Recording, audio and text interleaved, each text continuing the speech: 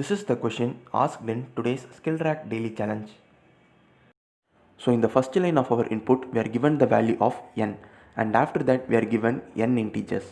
So these n integers represents the maximum water capacity for n tanks. In the next line again we are given n integers. So these n integers represents the current water capacity for n tanks. So now we have to assume that it is raining, and in every hour 1 liter of water falls into every tank. So initial stage of water is 8, 15, 12 and 6. So in every hour the number of liters in water increases by 1 due to the rain. First I am copying the initial water level present in every tank. So in the first hour after rain, the 8 will be updated to 9 because 1 liter of rainwater would have been now fallen into the tank, and the total water level would have increased to 9, and the maximum capacity is 10. So the water tank can still hold 1 liter. So the second water tank becomes 16 and it is still less than the maximum capacity 20, and then the third water tank becomes 13 and again it is also less than its maximum capacity 15, and then the last water tank, the fourth water tank becomes 7 and again its capacity is also still less than the maximum, so it can hold up to 10 liters. After 1 hour of rain, the water level in every tank would have been increased, but still none of the tank has become full. So we move to the second hour. So in the second hour again all the water level will be increased by 1. So after increasing the first water tank, it becomes 10, and the maximum capacity of the first water tank is also 10. So the first water tank has become full, and then we also increment the value by 1 for all the remaining integers. So now after 2 hours of raining, these are the water level present in all the 4 tanks. So only one tank, so the first water tank has alone got full, and we can still fill water into the remaining 3 water tanks. So from the next hour, water can be filled only into those 3 remaining tank. The tank 1 will be overflowing. So I am storing overflow is equal to 1, because in the third hour when we try to fill water in the first tank, it cannot be 11 because the maximum capacity itself is only 10. So we keep it as 10, so we don't increment it at all. So it has reached its maximum capacity, so overflow is equal to 1. And then again we increment the values for the remaining 3 tanks by 1. So now these will be the current water level, and again we can see that the tank 3 has now got full. So at present the tank 1 and tank 3 is full. So from the next hour onwards we can fill water only into tank 2 and tank 4. So the remaining 2 water tanks 1 and 3 has become full. So till now in 3 hours 1 liter of water has been overflown and tank 1 and tank 3 is full.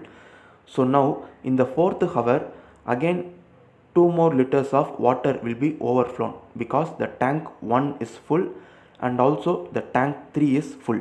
So 1 plus 1 already 1. So totally 3 liters of water will now be overflowing, and then the tank 2 and tank 4 will be updated by 1.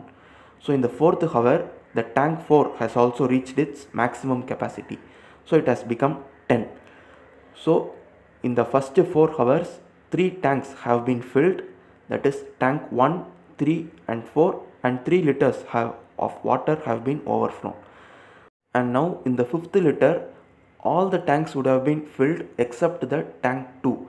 So 3 tanks have already filled. So in the 5th hour another 3 liters of water will be overflowing. So it becomes 6. So the overflow is 6 and the tank 2 becomes 20. So the tank 2 also reaches its maximum capacity.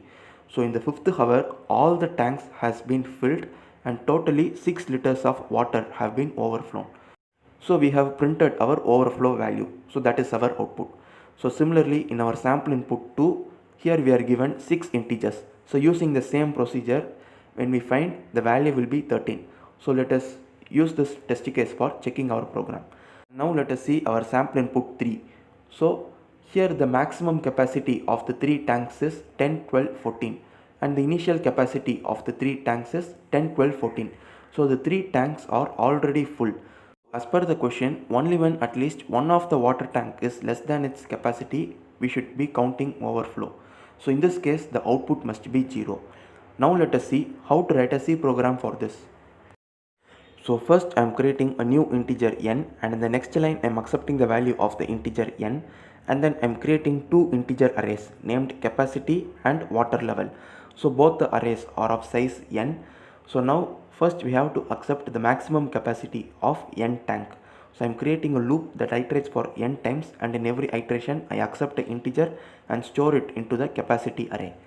And after this again we are given n integers, which represents the current water level. So again I am creating a loop that iterates for n times, and I accept the current water level of n tanks. So now using these values we have to implement our logic. So our task is to calculate the total amount of water overflow. So I am creating a new integer variable named overflow, and I am setting its initial value to 0. And then I am creating a while loop. So this while loop is an infinite loop. So in the condition we have included 1. So until a break condition is executed, this while loop keeps on iterating. So we have to stop when all the water tank become full. So that is when we have to execute our break condition. So in every iteration of this while loop, first I am creating a new integer variable named flag and setting its value to 0. And then we will be iterating for n times. So in every iteration we will be comparing the current water level with the maximum capacity of the water tank. So if the water level is less than the capacity, then we set flag is equal to 1. So after the execution of the for loop, if flag is equal to 1, then it means that at least one or more of water tank is not full yet, because only in those cases we set flag is equal to 1. And if flag is equal to 0, then it means that all the water tanks are full. And if all the water tanks are full, then we can stop checking for overflow. So if flag is equal to 0, then we execute the break condition. So if flag is equal to 0, then we break out of the loop, and if flag is equal to 1, then we continue with this for loop. So after that again we are using a for loop. So this for loop again iterates from 0 to n, and in every iteration of this loop, if the water level of the current tank is less than its capacity, then we increment the water level by 1, because in every hour 1 liter of water can be filled in every tank. And if the water level is greater than its capacity, then it is a overflow. So in the else part we increment the value of the variable overflow. So overflow plus plus. So this is how we will be calculating the total amount of water being overflowed in every hour. So after the execution of the while loop, the total amount of overflowed water will be stored in the variable overflow. So using a printf statement, we print the value present in the variable overflow. So that would be our output. Now let us check our program with the sample test cases. So I have given the sample input 1, and our expected output is 6. So we also get 6 as our output. And now let us also check our program with the sample input 2. So for sample input 2, our expected output is 13. So we also print 13. And now let us also give this test case. So here our expected output must be 0. So we are also getting 0. So this is the logic behind today's daily challenge. Thank you for watching.